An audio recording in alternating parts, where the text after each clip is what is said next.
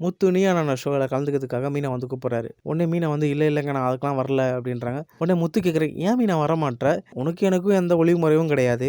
எல்லா விஷயத்தையும் நீ என்கிட்ட ஷேர் பண்ணிப்ப. எனக்கு தெரிஞ்ச எல்லா விஷயத்தையும் உங்ககிட்ட ஷேர் பண்ணியிருக்கேன். நம்ம போய் கலந்துக்கிறதுல என்ன பயம் அப்படின்றாங்க. உடனே மீனா சொல்கிறேன் எனக்கு பயம்லாம் இல்லை. எனக்கு என்னவோ தெரில எனக்கு அது மாதிரி ஷோவில் கலந்துக்கிறதுக்கு பிடிக்கல அப்படின்ற மாதிரி சொல்கிறாங்க. உடனே முத்து சொல்கிறேன் மீனா உனக்கு கொஞ்ச நாள் நான் வாட்ச் பண்ணிட்டு தான் இருக்கேன். நீ எந்த பதிலும் என்னை பார்த்து சொல்லவே மாட்டேற. திரும்பிக்கிட்டே சொல்கிற ஏன் அப்படின்னு கேட்குறாங்க. இல்லையே அதெல்லாம் இல்லையே உங்களை நேராக பார்த்து தான் சொல்கிறேன். ஏன் உங்களை இதுக்கு முன்னாடி நான் பார்த்ததே இல்லையே அப்படின்னு கேட்குறாங்க. உடனே முத்து கேட்குறாரு இல்லை மீனா நீ ஏதோ என்கிட்ட இருந்து ஒரு விஷயத்த மறைக்கிறேன்னு எனக்கு தோணுது. ஏன்னா சீதாவுக்கும் அருணுக்கும் கல்யாணம் பண்ணும்போது என்னை பார்த்து இப்படி தான் பயந்து ஓடினேன். அதே மாதிரி இப்போ பயந்து ஓடுற ஏதோ ஒரு பெரிய விஷயத்தை என்கிட்ட நீ மறைச்சிட்டு ஏதோ பண்ணுற மாதிரி எனக்கு தோணுது அப்படின்றாங்க. உடனே மீனா கேட்குறாங்க நான் எதுக்கு மறைக்கணும்? நான் என்ன மறைக்க வேண்டியது இருக்குது அப்படின்ற மாதிரி பேசுகிறாங்க. உடனே முத்து சொல்கிறேன் இல்லை மீனா ஏதோ நீ என்னை மறைக்கிற என்னை பார்த்து பயப்படுற. ஏன்னா என்கிட்ட நீ ஜாலியாக பேசி ரொம்ப நாள் ஆகுது. எது பேசினாலும் ஒரு வார்த்தை பேசுகிற அதுக்கப்புறம் இன்னொரு வார்த்தை பேச மாட்டேற. என்கிட்ட இருந்து எப்படி விலகி போகலாம் மட்டும் தான் நினைக்கிறேன். ஏதோ என்கிட்ட மறைச்சின்னு பயப்படுற மாதிரி தோணுது அப்படின்றாரு முத்து. உடனே மீனாவுக்கு என்ன பதில் சொல்கிறதுனே தெரியாமல் முடிச்சுட்டு இருக்காங்க. எல்லாத்தையும் கரெக்டாக கேட்குறாரு. நான் என்ன சொல்லுவேன் இவர்கிட்ட? நான் உங்ககிட்ட இருந்து எல்லாத்தையும் மறைச்சிட்டேங்க. ரோகிணி பற்றி எல்லா விஷயம் எனக்கு தெரிஞ்சும் உங்ககிட்ட நான் சொல்ல முடியாமல் நான் மறைச்சிட்ருக்கேங்க. அந்த குற்ற உணர்ச்சி உங்களை பார்த்து என்னால் பேச முடியலங்க அப்படின்ற மாதிரி மீனா யோசிச்சிட்டே இருக்காங்க. உடனே முத்து கேட்குறேன் என்ன மீனா நான் பேசிட்டே இருக்கேன் நீ ஏதோ யோசிச்சிட்டே இருக்க அப்படின்றாங்க. உடனே மீனா சொல்கிறேன் இல்லைங்க அந்த பூ கேட்டாங்க ஆர்டரு எத்தனை மாலை கேட்டாங்கன்னு சொல்லிட்டு மறந்துட்டேன் அதான் யோசிச்சிருக்கேன் அப்படின்றாங்க. உடனே முத்து கேட்குறேன் மீனா இந்த பாரு இந்த மாதிரி மறந்துட்டு அது எங்கே இது எங்கன்னு யோசிக்கிற ஆளே கிடையாது. ஏதோ ஒன்று என்கிட்ட நீ மறைக்கிற. உண்மையை சொல்லு மீனா. எனக்கா அந்த விஷயம் தெரிஞ்சுன்னு வச்சுக்க அதுக்கப்புறம் எனக்கு நிறைய கோவம் வரும். அதெல்லாம் என்ன நடக்கணும்னு உனக்கு தெரியும். தயவு செஞ்சு நீங்கள் என்கிட்ட என்ன மறைக்கின்றதை மட்டும் என்கிட்ட சொல்லு அப்படின்றாங்க.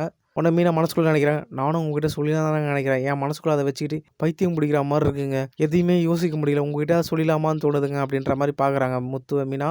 என்ன மீனா நான் கேட்டுகிட்டே இருக்கேன் ஒவ்வொரு விஷயத்தையும் யோசிச்சிட்டே இருக்கேன். என்னாச்சு உனக்கு என்னதான் ஆச்சு அப்படின்னு கேட்குறாங்க. உடனே ரோகிணி இதெல்லாம் கவனிச்சிட்டு ஐயோ முத்து வர நோண்டி கேட்குறாரு மீனா ஏதாவது வளர வச்சிட போகிறாங்க அப்படின்னு சொல்லிட்டு இல்லை முத்து மீனாக்கு ஏதாவது வேலை டென்ஷன் இருக்கும் அதுக்காக ஏதாவது யோசிச்சுருப்பாங்க. நீங்கள் எதுவும் ஏன் டென்ஷன் ஆகிட்டு இருக்கீங்க? மீனா எப்போவுமே உங்ககிட்ட உண்மையாக தானே இருப்பாங்க அப்படின்ற மாதிரி ரோகிணி சொல்கிறாங்க. உடனே முத்து சொல்கிறாரு மீனா என்கிட்ட ஏதோ ஒரு உண்மையை மறைக்கிறான்னு எனக்கு தோணுது. அது மட்டும் இப்போ என்னோட டவுட்டு கிடையாது. அடிக்கடிக்கு நீ மீனாக்கு சப்போர்ட் பண்ணிகிட்டே இருக்க பாரலாமா அதுதான் எனக்கு இன்னும் புரியாத ஒரு விஷயமா இருக்குது அப்படின்றாரு. உடனே ரோகிணி மனசுக்குள்ள நினச்சிக்கிறாங்க ஐயோ நான் நம்மளே வந்து மாட்டிக்கிட்டோம் போலக்குது. இல்லை முத்து மீனா நிறைய வேலை செய்கிறாங்களே அவங்க இல்லாதப்போ நான் நிறைய வேலை செஞ்சால ஸோ அதனால் அவங்கள பற்றி நான் புரிஞ்சுக்கிட்டேன் அவங்களோட கஷ்டங்களை அதனால் மீனாக்கு நான் சப்போர்ட் பண்ணுறேன் அப்படின்றாங்க.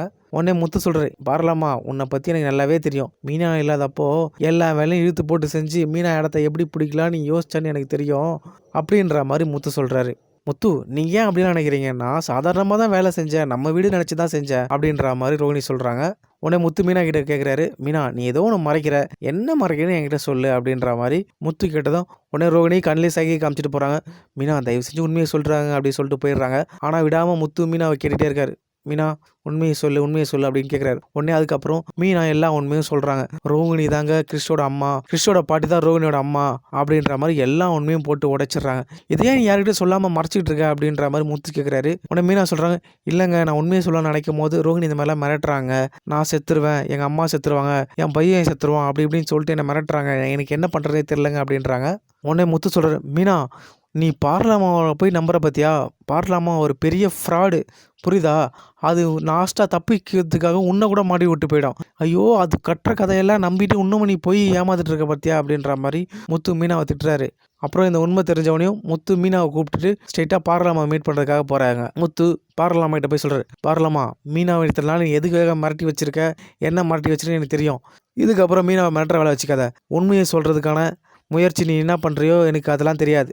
நீ இன்னும் ஒரு வாரத்தில் நீ உண்மையை சொல்லி அவனை வீட்டில் இல்லைனா நான் வீட்டில் சொல்லிடுவேன் சரியா? நீ நீ எப்படியாவது நீ மனோஜ் கூட சேர்க்குறியோ இல்லை சேர்க்கலையோ அதெல்லாம் தெரியாது. நீ கண்டிப்பாக நீ வீட்டில் சொல்லியே ஆகணும். எதனால் பாவம் அவன் மனசு உடைஞ்சி அவள் ஏதோ பண்ணிட்டு இருக்கா பைத்தியம் பிடிச்சி உன்னோட பிரச்சனையெல்லாம் அவள் தலையில் ஏற்றி விட்டு நீ சந்தோஷமாக இருக்கே அப்படின்ற மாதிரி முத்து ரோகிணி ஏற்றி விட்டுறாரு. உடனே ரோகிணி சொல்கிறேன் முத்து நான் உண்மையை சொல்கிறதுக்காக தான் எல்லாமே ட்ரை பண்ணிட்டு தான் இருக்கேன். ஆன்ட்டி தான் எல்லாத்தையும் தடுக்கிறாங்க. கிறிஷும் மனோஜும் மட்டும் நல்லா சேர்ந்துட்டாங்கன்னா போதும் கண்டிப்பாக நான் உண்மையை சொல்லிடும் அப்படின்றாங்க. உடனே முத்து சொல்கிறாரு பரவாயில்லம்மா எங்கள் அம்மா மனசை கூட மாற்றிடலாம் ஆனால் மனோஜ் மனசை மாற்றிடணும்னு நினைக்கிற பார்த்தியா? அதனால தான் என்னால் வெயிட் பண்ண முடியாதுன்னு நினைக்கிறேன். கண்டிப்பாக நான் சீக்கிரம் எனக்கு தெரிஞ்ச உண்மை எல்லாத்தையும் நான் கண்டிப்பாக சொல்லுவேன். நீ அதுக்கு முன்னாடி எல்லா உண்மையும் நீ சொல்கிறது தான் நல்லது அப்படின்ற மாதிரி முத்து ரோகிணி மிரட்டுறாரு. ரோகிணி ஒரு வாரத்தில் எப்படி வீட்டில் உண்மையை சொல்ல போகிறாங்க அப்படின்றத பார்க்கலாம்.